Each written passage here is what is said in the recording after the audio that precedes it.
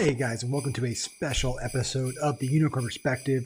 It's a holiday episode. I got the festive red and green lights behind me, and I wanted to first just wish you all a very Merry Christmas, a Happy Holidays, and a Happy New Year as well. If I don't see you before then, I'm not sure if we'll do another episode before the New Year, but 2020 has definitely been a challenging and eventful year to say the least. But I think there's been a lot of good that's come out of it in terms of we've been able to appreciate the little things more. A lot of things we took for granted, things that we assumed were easy or were just a given, we now are a little more appreciative of and have more respect for. And I think at the end of the day, we can all be grateful that we all have, a lot of us still have our businesses, we still have our health, we still have our loved ones this holiday. And that's something to be very, very thankful for. And I know I'm thankful for it. And hopefully you are too. It's kind of the greatest gift of the year.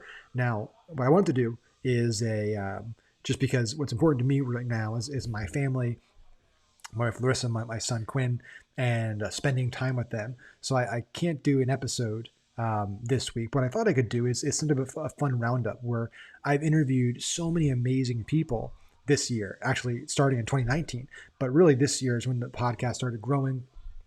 And I've sat down with just people I have tremendous respect for and I've learned so much from. And every week, basically, for the entire year, I've sat down and done an interview. And that's a lot of content, a lot of knowledge.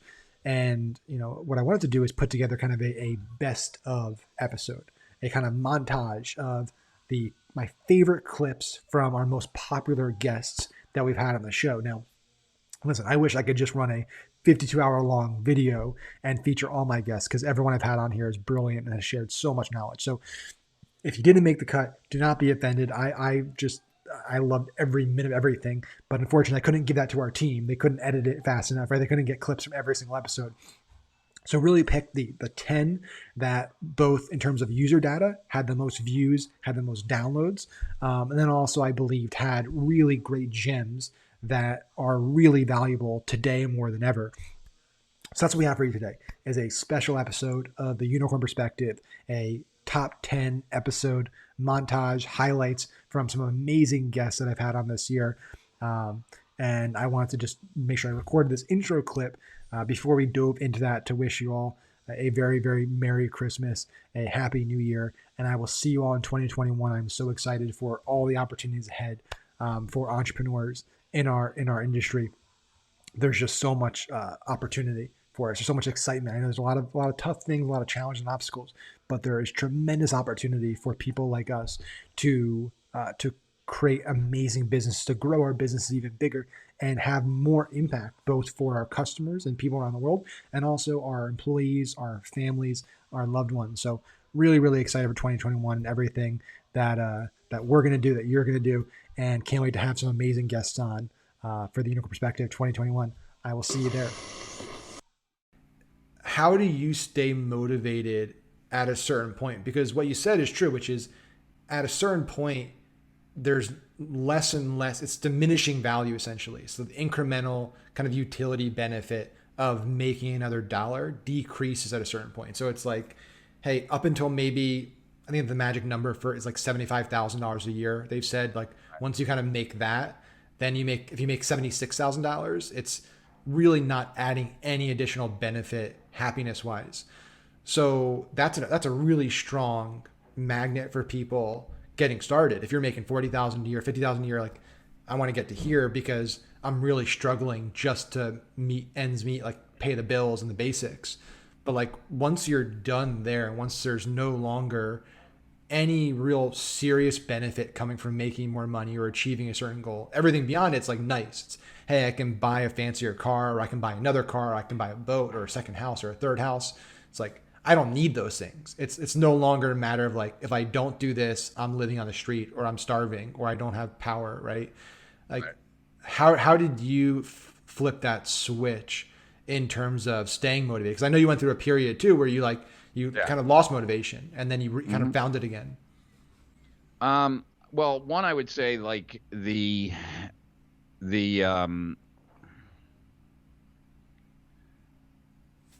I think it's going to be different for each person. I think that really what it comes down, I mean, some people are motivated by money. I mean, I know a lot of people that are motivated by money, and And I think that, if you're an entrepreneur, that's great because you should be motivated by money. I'm not. So, okay. So that means that, once I have enough, I can't, getting more is not really that exciting to me. Not that I wouldn't do it. Of course I would, but like, it wouldn't necessarily rise out of me my best effort in and of itself, just more. I think that that's where, when you look at, I would imagine that, well, what I would say is that I'm kind of like I'm going back and forth in my head This is fine. as I'm talking. Because what I was first going to say is that, when you look at uh, Warren Buffett, or you look at people at the top of the game, right? Like, they have so much money already, you would think that they're not doing it for the money. And you'd be partially right, right? For some of them, it is just a game, right? But for some of them, the money, the number, is the game itself. Like, and I'm thinking about my girlfriend's clients, right, who are all billionaires, and how they live. And some of them, they're just chasing the next billion, and that's really like everything else could suffer in that pursuit, and I imagine that you probably have a visual of a person I'm thinking about, and the visual couldn't be any further from what you're probably thinking of. I'm thinking of a 80-year-old woman who is all self-made, who's a billionaire, who doesn't have time to get a knee operation so that she can walk without being in pain because she's too busy trying to make her next billion. And it's like, that's kind of crazy to me. That is. But so for her, it's all about the number, and we don't really know if Buffett is about the number or about beating others, or what it is, right? Um, but I would say that that's where being in the right business, or trying to solve big problems on the behalf of your prospects, um, can be that thing, right? So I think we've talked about this, that I'm a huge fan of Werner Erhard, and that Werner created EST, he created Landmark, and really, he really developed the coaching field. Like, one-on-one coaching, personal coaching, group coaching, all came from him. And one of the things that he talks about in a leadership course is that if you look at any great person, the natural inclination is to say, I'm not that. Like, that person is special. Yeah. But that person, more often than not, isn't special, but they are committed, like truly committed, to a cause that's bigger than themselves, that pulls greatness out of them, right? And so that, for me, that is the underlying thing, right? Like, I want to make entrepreneurship easier. I want to make it more likely to end it with a successful outcome. Those kinds of things. And so, and because of what entrepreneurship means to me. But motivation is fleeting, and you have to take advantage of it when you have it, and you have to build your day around it. Some people are 5 a.m. people, wake up at 5 a.m., they have everything done by 8 a.m. Some people, like me, are wake up at 8 a.m. and have a little bit done by 11 a.m., but really crunch work until 5. Or everyone's got their own, structure, and it changes. It's evolving. So I'm constantly watching my energy. And a quote I posted, and the reason why I post so much on Instagram is it's been amazing to see the Instagram growth and the type of people who follow me, and the DMs that I get. I got a message from Diddy, and he sends me his phone number. He's like, "Hey brother, when you get a chance, give me a call." And I didn't know he was following me on Instagram, and I didn't know he was watching these podcasts. And so there are a lot of, like, not just celebrities, but like amazing entrepreneurs who have sold their company for billions of dollars who are following me. And I'm just authentically myself. I'll post a lot of funny memes. I'll post a little bit of me. But I posted a quote that said, motivation, you have to make the decision to do something. You have to discipline your brain. It's all around habits. Everything's around habits. You can read 100 books about it, but it's all around habits, whether it's 21 days of doing something or 21 weeks, doesn't matter. You have to make a conscious choice of saying, hey, I'm watching too much Netflix. I'm going to audit my time. On a weekly basis, I'm spending 3 hours a day on Instagram, 3 hours a day on Netflix. Go to your iPhone app report, see how much time you're spending on stuff, and say, okay, I'm just going to rearrange it. And so the reason why Elon Musk and Steve Jobs or me or you, anyone can get so much done is because we decided to arrange our schedule to get done what we want Yep. to get done. What is urgent and priority, right? That needs to get done today. What needs to get done today? And I use a lot of lists. I have to-do lists. Go on Amazon. I have like 20 of them. I hide them from myself because you're only supposed to use one. But I'll grab one, and that's the one I'll use for the week. And it's like, what do I want to get done today? And I push myself. And another thing I do is I put timers on my phone where I say, I'm going to give myself 5 minutes to do this. I'm going to give myself 20 minutes to do this. And I put it next to my computer, and it's like a race. I'm like, focus, focus. I got to get it done. So you have to like constantly, all day long, train that motivation muscle, train. And it's not just motivation. I don't feel motivated all the time, but it's like, I have to get this done. So it comes all down to discipline. You think about brushing your teeth, do it right now because you thought about it. Oh, I need to throw out the trash. Why are you going to wait? Do it right now. If you have the time, do it. I was going to send my mom a message that I love her. I'll do it later. No, do it right now. Like that kind of thinking has pushed me to say, how much can I get done out of my day? How much can I get done out of my week? And I will tell you, from the moment I graduated university in 2 years. Um, and I was 20 years old, finished my business degree. And from 20 to today, I'm about to be 28, has been a little bit of a blur. It has been a little bit of a blur. And I would say the last 4 years, launching Snow and scaling Snow have been also somewhat of a blur. And there's so much that has happened there, and it's important to celebrate those accomplishments. But ultimately, my advice in what I do is I look at my day and I go, how am I feeling today? What can I do to make myself feel better? Sometimes it's going and getting a sugary drink from Starbucks. And I'm like, I should not be eating this, but this is my treat for today. And it's going to mean that as soon as I get this drink in my hand, I'm going into the office and I'm going to knock this stuff out. You kind of have to find your little moments. And for me, I realize staying hydrated is really important, especially when I drink coffee. So I stay hydrated throughout the day so that I don't get tired, I don't get brain fog. And then honestly, podcasts and meetings and certain things like that, they give me energy. It's like it's me being able to talk about viscerally what's going on, um, and be able to reflect, be able to share, and know that who knows, another Diddy could be watching this, and like who knows, or another Josh Snow from 10 years ago could be watching this, or someone, whoever.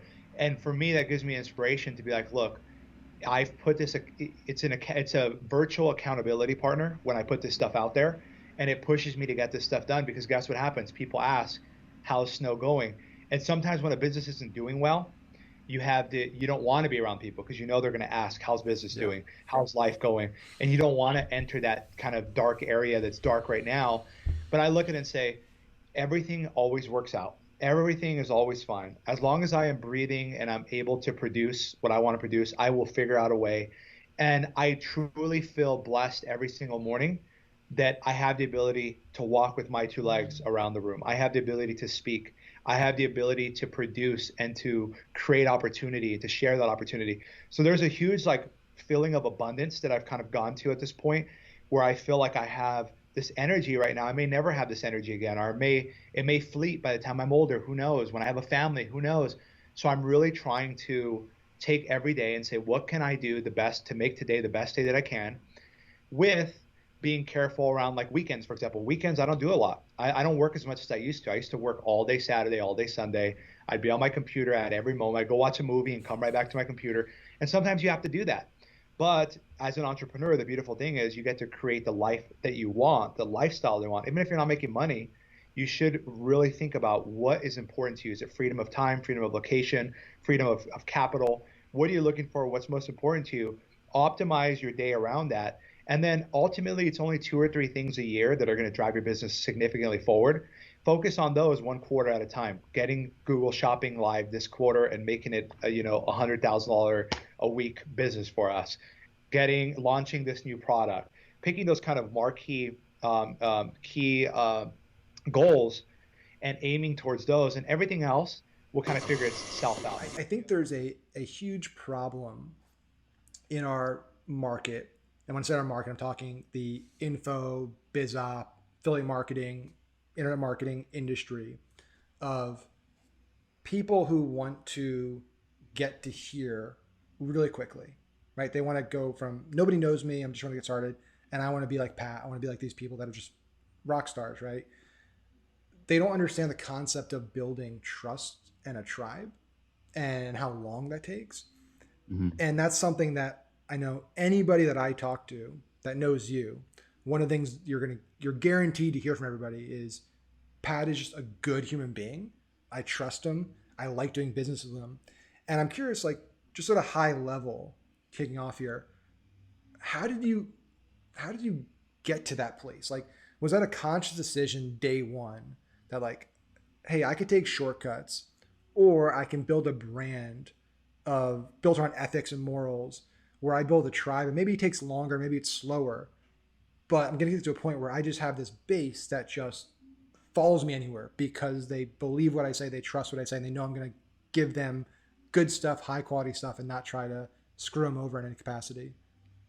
Yeah, I mean, it was just a matter of seeing what was starting to work and feel good when I first got started. I got started back in 2008 helping people pass an architectural exam after I got laid off from the architecture industry. And then I built smartpassiveincome.com, which is where most people know me from. And I just started sharing anything and everything there. And it just was really interesting how quickly people took on to the fact that I was actually just doing it to help people. And there was really no other agenda. Honestly, I never really thought about smart passive income being the big cash cow that it is today, based on affiliate marketing, recommendation, now courses. We have a membership site that just came out, and books and speaking and all the things, all the above.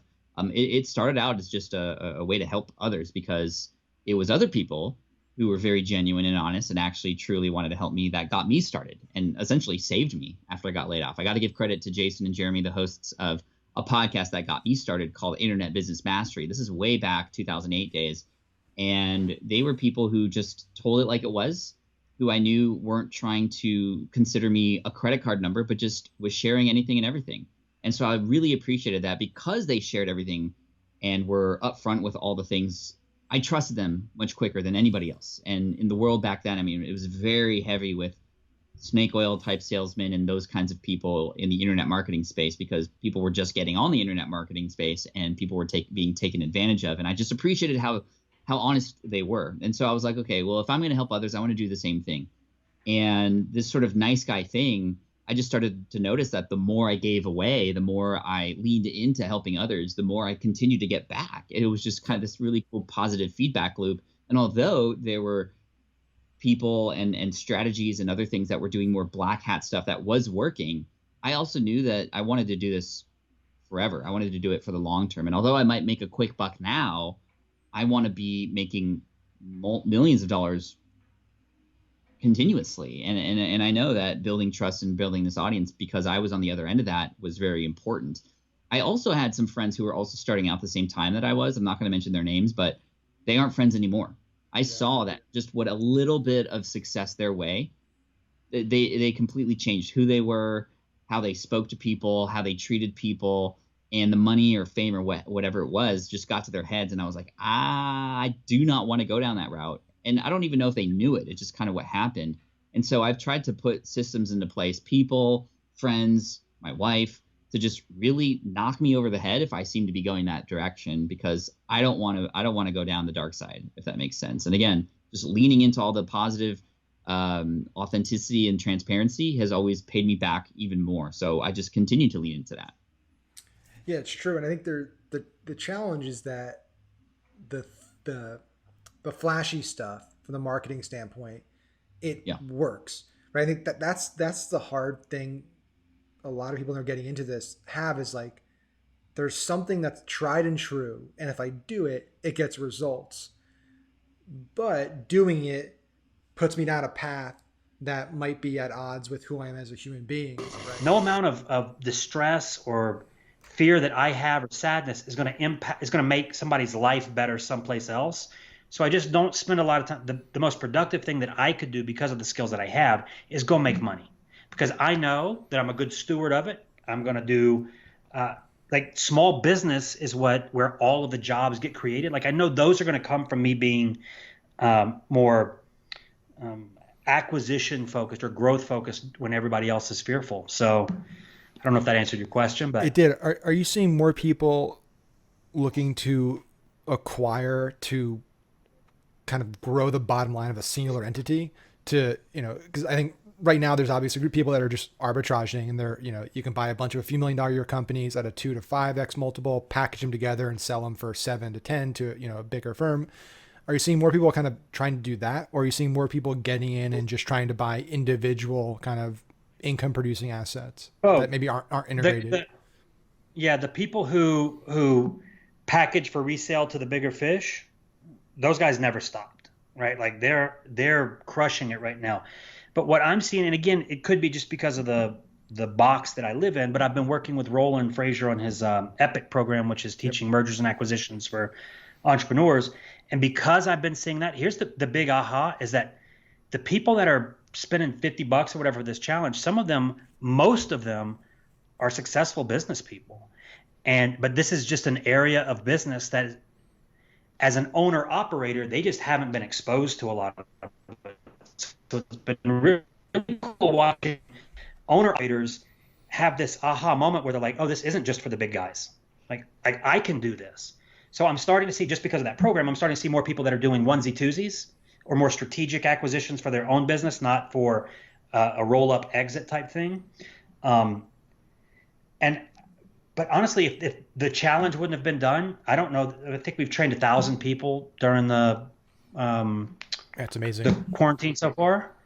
Like those 1,000 people, maybe 1% of them might have actually learned M&A during COVID, if there wouldn't have been an outlet for them like this. So it's been pretty amazing to watch. I have a feeling that if you ask me this question, and if Roland continues to do this, if you ask me this question in a year or two, I think I'll be telling you that I'm seeing a lot more of the smaller guys doing roll-ups, because it's not complicated. For anybody who's not familiar with it, here's what happens is that if I buy Max's business, he's going to charge me a certain price. But there are people that feed Wall Street, and how it looks. Max sells it to me. I buy 3 others like Max's. I package those up into one balance sheet. I sell that to a bigger fish who does the same thing at that level, who sells it to this guy, does the same. So you and I operating very low on that food chain. But that concept is called a roll-up, where you get 4 or 5, again, we'll say social media marketing agencies, 4 or 5 agencies. It's a little more, not much more complicated, but essentially we're looking to get all of their balance sheets aggregated so that I can go to a bigger fish and say, look, I've got a business that's doing $10 million a year versus 8 businesses that are doing $1.5 million or something, right? So the big guys, they're not interested in that stuff because there's just not enough spread. They're going to put the energy into it to make a little bit, where they can put the same amount of energy into a bigger deal and make a whole lot more. So all I'm doing is in that case as a roll-up, I'm just helping feed the big guys by all of these mom and pop operator shops that are struggling right now. I get them together, sell them on the plan. I get an equitable position. In exchange for that, the ownership you have in your company will be worth more, because the big guys pay a higher multiple. You might charge me $1 million for your business and I bought it. The big guys might be willing to pay 2 or 5 or 15, depending on how far up the food chain. So that roll up, all it does is it allows you to start playing at an up-leveled environment. You're doing the same things, talking to sellers, structuring the deals, figuring out how to grow it, cutting costs. Those things are the same whether it's a business doing $250,000 a year or $200 million. The principles, the framework's the same. So one of the things that I encourage everybody to do, I mentioned it earlier, we all undercharge, right? We're like, well, if I've had so many examples of exactly what you said. You asked for a price that made you uncomfortable to ask for, and they didn't hesitate. Sure. Yeah, because you're worth it, right? But you don't think that. They do. And that's entrepreneurs, that's humans, that's just patterns that we all have to deal with. If you can get over that, then what happens is you start thinking bigger and you start asking yourself, not how can I add another 10 grand a month to my business? You start to ask, well, what would have to happen for me to add $1 million a month to my business?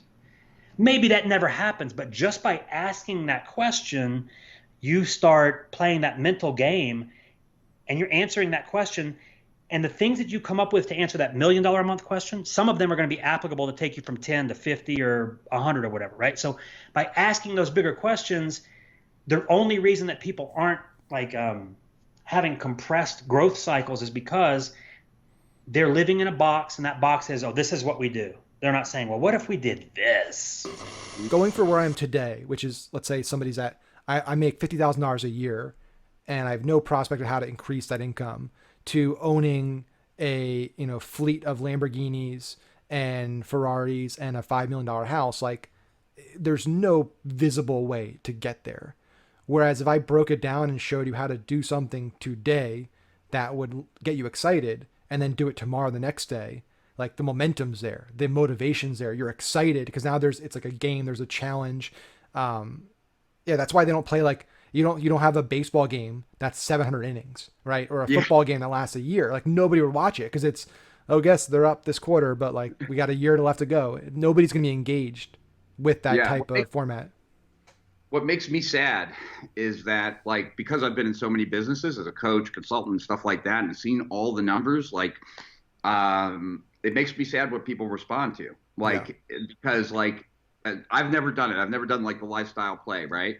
And I don't drive any fancy cars, so that, like, I'd have to go rent them or something. But, like, but I'm pretty wealthy, and but, like, surprisingly, I've seen, like, the same people go try both, and that lifestyle always outpulls, like, the other, right? Like, and I'm the only way, maybe long term lifetime value is different, and that's totally possible, but 1 year timelines, lifestyle just trumps it. And it's like, and same thing with our list. Like, when we mail our list, like, an offer that is more biz oppy, like, the more, like, I am like I won't send anything out I don't believe in, right? But then there's some things that I am 100% like, I think everyone should have this. And then there are other things like, this might be right for some people, right? Like, that's, and the ones that I'm like, this might be right for some people are more like short-term focus, let's say. And those always perform the best. They always perform the best. And I'm always like, son of a bitch, man, that just sucks, right? Like, I make the money and that's cool, but, like, I'm just disappointed that, like, more people aren't willing to play, like, the longer game. And it's the same reason, like, I've always tracked, like, the people I learned from, like, who did you learn from? And who did you learn from? And who did you, like, I wanted to get to, like, the original sources, I guess just because of curiosity, and most people just want to be told what to do. That's it. They have no interest in, like, why something works or how it works, or, like, and I think they're at a disservice for that, and I'm like the total opposite. I just want to understand how things work. I don't really care if you tell me what to do, because I want to figure out how to do it. And there's, I guess, a part of a rebel in me that, like, even if you told me the way to do it, I'm going to try to do it a little bit differently because I want to make it my own. Yep. And that might not always be the best thing, but, like, it's like, just like, I don't know, this part of, like, rebellious part of me, which I guess is good for a guru, because then I have stuff to teach because I'm doing stuff differently than others. You have to think that way. Yeah. You have to be that way. Otherwise, you're just regurgitating other people's content at that point, if you don't put your own spin on it, right? I'm never going to do that again. Yeah, and you look at, the difference between somebody like, a Tim Cook and a Steve Jobs, right? You have people that are just totally different types of people. And, like, Tim Cook is, like, the CEO guy. He's an operations guy. He's a systems guy. Yep. But you have, Steve Jobs, he's a visionary. People like that, just, they want to just build the future. They want to do whatever they want to do. They don't care about, like, the restrictions or confines of reality, right? It's like, think about the mindset it takes for somebody to like care so little about that they're going to put all their eggs into a basket on a product that, like, nobody even thinks they know or want, right? Like the iPhone. It's like, he said, like, people don't even know they want it yet. But, like, how do you, the confidence to do that and the vision to do that is so insane. Delusional. Yeah. It's delusional. Right. And that's the thing where, like, that's the element. And I mean, there's two things there. Number one, I think that if you know that you're the visionary and you're not a good CEO, you need a good COO. You can keep the title if you want a CEO title. I think the title is actually important. I don't think Mark actually runs a business. I think Cheryl does. Yeah. I don't think, Steve never ran the company. The COO did. I mean, again, same thing with Elon. People think he runs Elon, or Elon runs Tesla, but he really doesn't. His COO does. And so that in and of itself, there's two things. In and of itself, you got to have a damn good operator. You want to get past $500,000, $1 million, and you don't have a good operator, you're going to be screwed. And so that's the first thing. The second thing I loved Steve Jobs' biography, the first one that came out. And it talked about, and I used this beforehand, reality distortion field, right? RDF. And Steve Jobs, and you look at anybody that's great. Like I've had conversations. I mean, I've been able to meet 8 billionaires in my time. Most of them are completely fucking delusional, right? And because of that delusion, like people do what the bar has set for them, right? Yeah. So like, there's this really in technology, there's the Moore's law, which is basically everything doubles every 18 months, right? Yep. And so I was listening about this, and it was like, is everything doubling because we said it would double every 18 months, or is it actually doubling 18 months because that's actually at the level in which we can actually innovate, right? And so I think it's really, really interesting because like really big visionaries are like, this is what's going to happen, and then everyone's like, all right, well, I guess we're following this guy or following this gal, so let's go do it. And I think that's important to realize when you're running a business, because it screws people up. If you're in a reality distortion field all day, and let's say you're the one managing your finances, managing your operations, managing the stuff, if you stay in our like reality distortion field and you're looking at your finances, you're gonna have a bad day. So you almost got to step out of that. If you don't have the COO or the CFO to be able to take care of that shit, like the visionary, the entrepreneur, got to be able to effectively step out of that stuff, or they're just going to always build a business that's not profitable, all of these different types of things, which is the normal reason why most entrepreneurs can't get past 5 million, is because they can't get it the fuck out of the way. Preparing for that, is there anything you can do to position yourself so you don't get, kind of lose your shirt? Well, it's a very good question. I mean, most entrepreneurs don't wake up thinking today's the day we're going to have that recession, right? So I mean, you sort of, the best thing, one of the pubcos that I'm involved with, recently as a board, we sat down and we said, hey, look, we're in good shape here. Company's profitable, doing well. You know what? Let's go raise some money. And, now is the time. Okay. If you wait until you're dead broke, your sales have plummeted, and now you go try to raise money, you're not going to raise it. Okay. So, the best time to raise it is when you're having some success. So money is good. I mean, look, if you've got all the money in the world, then you don't have to worry about the recession. But if you're a businessman that operates like most entrepreneurs, kind of like month to month, quarter to quarter kind of thing, and many public companies that do this, maybe plan ahead a little bit and go out, put some capital together for a rainy day, because at the end of the day, even in recession times, there are people that become more successful, and there's industries that are, so-called recession proof, right? So I always say that smart marketers are able to shift along the way depending on what's happening in the marketplace. So, I believe that the one thing that can hurt you if you're a smart marketer and you don't have any money and a recession hits, you might have some tough times, because sometimes you got to weather the storm a little bit as you're going through some of these changes. I mean, you've seen it, Max. Algorithms change at Facebook or this or that, and all of a sudden what worked last week that was giving you a 3-to-1 response is now a 1-to-1.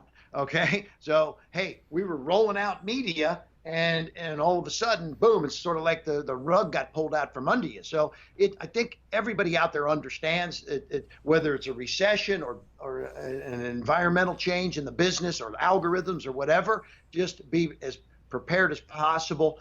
Again, I go back to making sure you surround yourself with some cool people and making sure that you've got the capital to weather some storms in the process. So now might be a good time for anybody out there that's thinking about this. Hey, if there's some assets you could sell, just bank a little bit of capital to prepare for a rainy day, because as you said, you just never know when things are going to change in the marketplace. Yeah, and like you said, it's nobody wants to invest when you need money. When you're desperate, people can smell it a mile away, and that's true with anything. I mean, that's true. You're trying to close a deal, you need a client, and you're going in there, and that client knows that you need them. It's you look back at like Mad Men, the TV show. They had it was like 60% of their business was Lucky Strike cigarettes. The guy fires him after a decade, and the business almost goes under. Right. So huge Right. risk. I want to ask you something, and you don't have to answer like personal examples, but I am curious. I don't think we ever talked about this. You're talking about raising money. What were some of the worst, or just one example, like the worst pitch, the worst thing that somebody did on Shark Tank in terms of trying to get you to get excited and invest in them? What was like the best thing? And you don't have to give a specific example, but maybe just like for somebody watching, what's the worst thing they could do? What's the best thing they could do trying to get a shark to invest in their business? I mean, so I always think about this one guy. He came out. First of all, the worst thing you could do is not have an irresistible offer. Yep. So I have a formula I use in pitching. I'll consolidate it because I have a 10-step formula and I have a 3-step formula. The 3 steps is tease, please, and seize. You tease with an attention-getting problem. You please by solving the problem with magical transformations and testimonials, and you seize with an irresistible offer. An irresistible offer means this has got to be a better deal that, like you're a startup. Why should I invest in you? You have no sales, right? Well, one day a guy comes out, he wants $1 million for 10% of his company. I'm like, there's nothing, this is a complete startup. He only has, I'm like, dude, there's nothing irresistible about that, right? I mean, so, I say that you got to create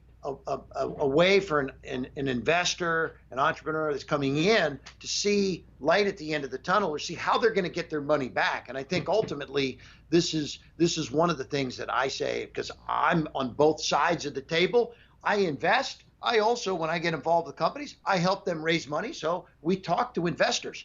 When I talk to an investor, I want to create a formula for them that maybe accelerates their payback. For everything. So it's like, is 5K a month or 8K a month or 10K a month, is it worth the feeling you feel every week of getting on that client call and dreading it? Like, because I've been there, right? It's like that client where it's, the calls today. That's we got to be on it. That's the exact experience I had. Yeah. Yeah. I mean, that's like when I left digital marketer, I had to pay the bills. Like I was used to, generating a salary every month. And so I did exactly what you just said. Like I basically said yes to everything. I was making more money than I had ever made in my life. And about 3 to 4 months in, I was like, holy shit, I'm in over my head.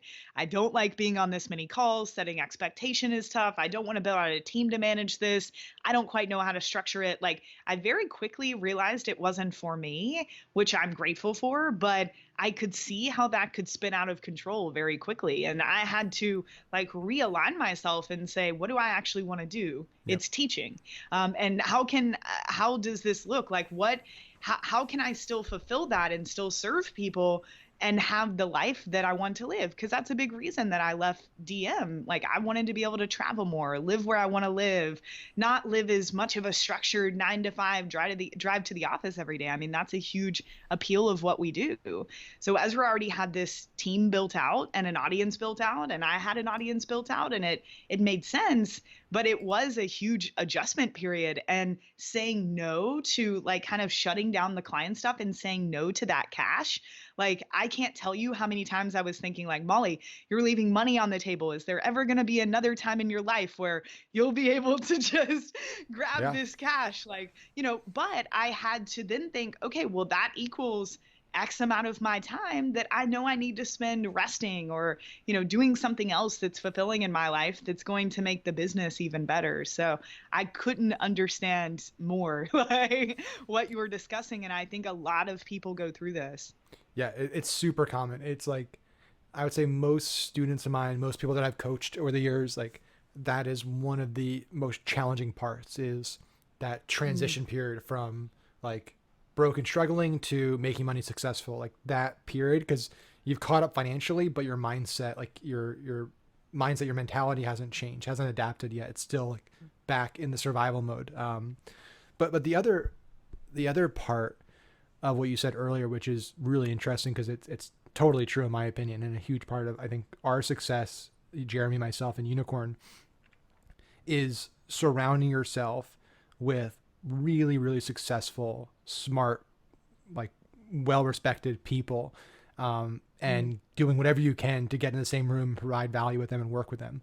Because for us, you know, we've put in a lot of years of work and we've busted our ass. And I'm 100% confident that we would have gotten to where we are today at some point. But like having an agency with Kevin for 2 years and traveling with him everywhere and being his like go-to guys for marketing, that got us in the room with a lot of very, very high level people. Like we would walk around trade shows with him and like walk around. It's like, oh, it's Montel Williams. Let's go talk to him. And just like, it's like, it was crazy. It would never happen a year ago, 2 years ago, but now we're in this totally different world because of our association with him. Yeah, I mean, you get so much further ahead just because you are able, any person like that, and it's not just the Kevin Harringtons. I mean, there are tons of influential, powerful people that have momentum in business right now. So it makes sense that, especially when you're just getting started, okay, so like, let's say that instead of taking that internship, I decided I was going to learn digital marketing on my own and I was going to take clients and go that route. That is a route I could have taken and there's nothing wrong with it. But, you know, this obviously wasn't planned, but I think subconsciously I knew that jumping on with someone that already has that amount of momentum, because someone like that needs help more than anybody else, right? Yes. Kevin Harrington, Ryan Dice, like, they are such powerful thought leaders, but they can't do it on their own. And they know that one of their most important currencies is manpower and the people that work with them and work for them. And so to facilitate a relationship, Kevin and yourself or Ryan and I, like that's mutually beneficial both ways because my career accelerated so much more quickly. And, you know, Ryan and digital marketer, I think that business accelerated so much more quickly because I was involved. Yep. And so both parties win. And I think especially if you're looking to gain that momentum, there are people that already have the momentum that need help. And not everybody should be the entrepreneur. Not everybody wants to do it on their own. You guys see where, hey, this is just something I start myself, grow it myself, build a brand, or let me buy into something and start it at this, you know, step. Yeah, I mean, it's different for us now, right? Because we have such big teams, we have a big investment fund now, and it's like much easier. But I guess, you know, like when we were first starting out, or if you know you were trying to do this yourself, these brands aren't being bought for like a few thousand, right? We're still talking millions in the, you know, for most of them. Some of them it's public how much we paid for them on there. So obviously, if you're going to try and get a real major US brand, you still got to be at a level that could afford that, or at least get a loan for that. And just like anything, it's like kind of like I say, getting a mortgage. If you make $100,000 a year with your current business and you want to go and buy a 5 million US brand, probably pretty risky. If you're doing 2 million a year and you can go get, you know, 2 million net a year and you want to go buy a $5 million US brand, maybe not too risky, because a loan, you know, you've got a good chance of paying that off. And kind of like the mortgage cap, right? They give you 4 or 5 extra earnings based on their mathematical calculations of your ability to manage the debt. So I think it ultimately boils down to your earnings, your ability to manage and pay off the debt, your risk tolerance. And yeah, I think if you're doing, you know, if you're doing sub $1 million or $2 million, you might not have the means, the finances, or maybe even the skill set and experience to go and take over a new company and manage it and grow it, right? You might need to go through those startup phases yourself to learn all these key skills, because that's what we bring, is those key skills, the teams, the network, and the experience to actually scale these brands. They're not easy. It's like it's not like you just set up an ad and all our ads work all of a sudden, right? But if we're some of the best in the world at what we do, then it can work great. Do you see like private equity and more traditional Wall Street guys beginning to either acqui-hire or just build kind of internal teams that do more of what we do? Right? Because you guys came in with, I think, a secret sauce. Most PE and most money at that stage comes in and they bring legal, they bring kind of leadership, they bring accounting, they bring a lot of those, you know, operational systems in. But the marketing and growth side of it, they're not known for that as much, right? But like, it seems like that's a home run now. The model you guys have brought.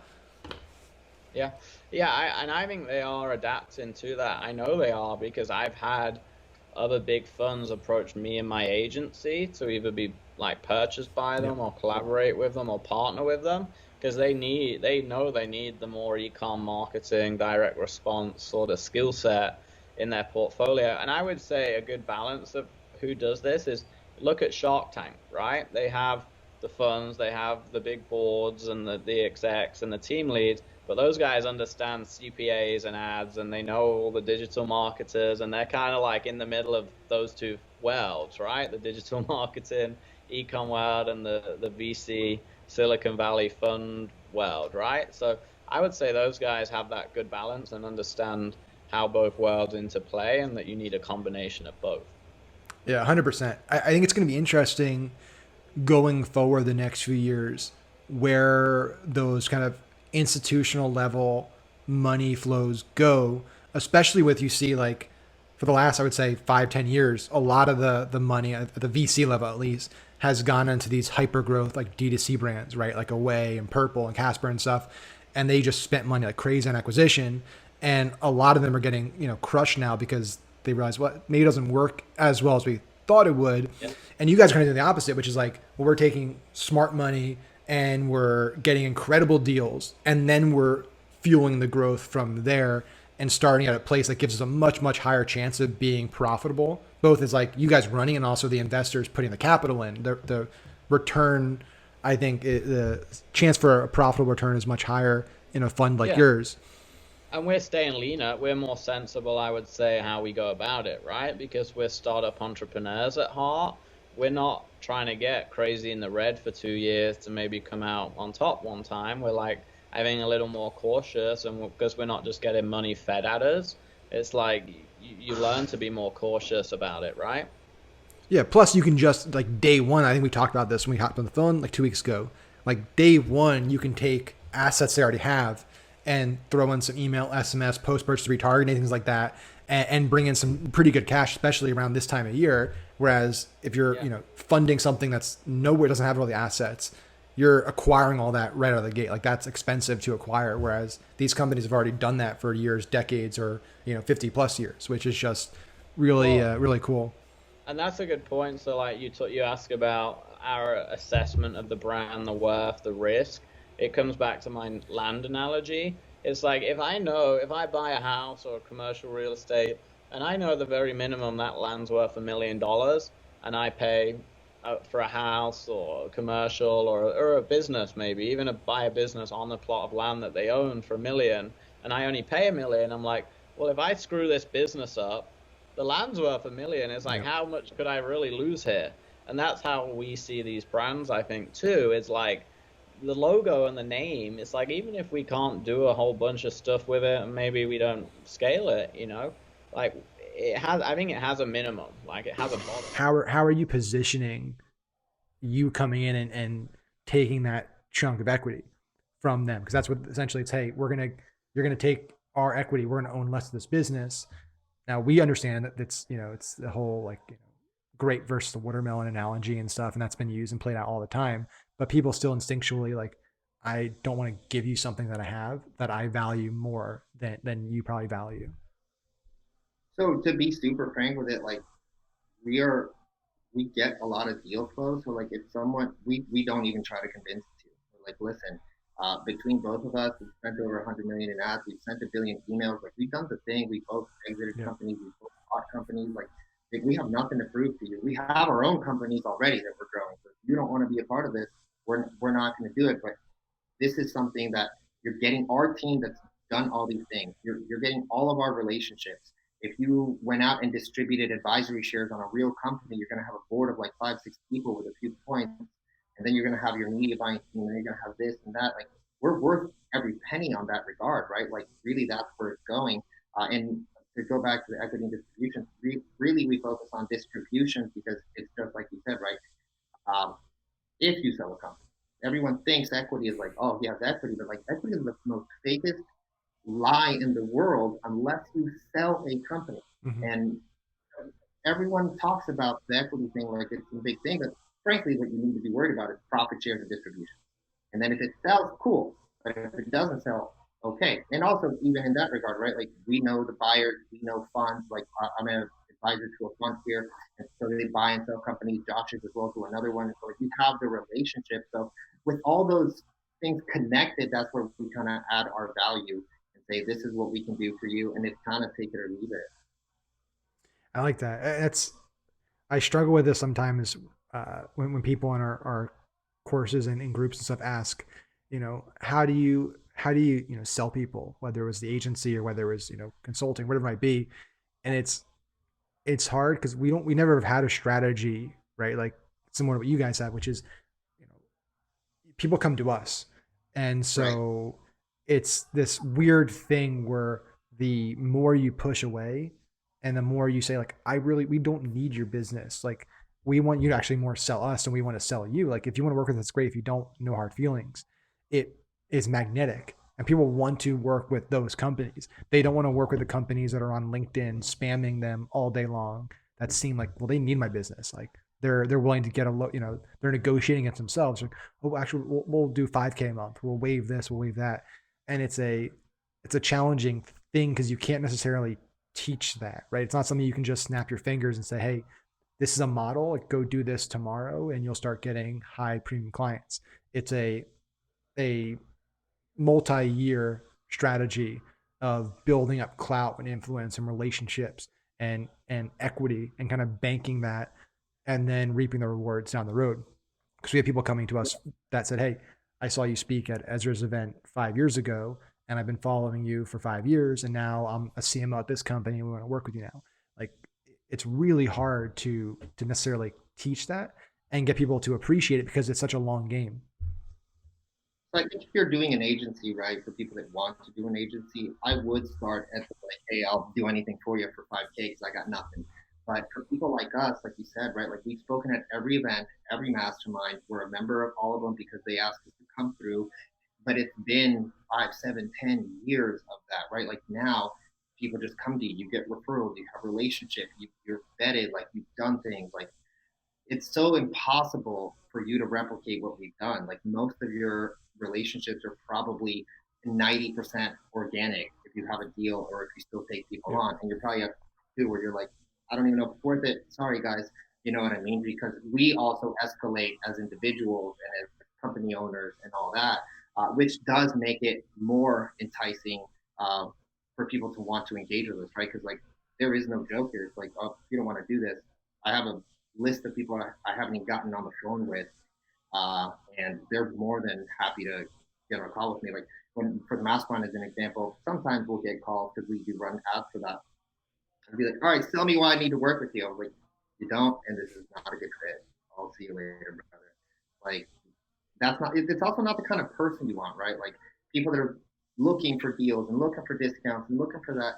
They're looking for the cheapest option, and your marketing strategies and your thought process of having success for them might often not be even the cheapest strategy or option, right?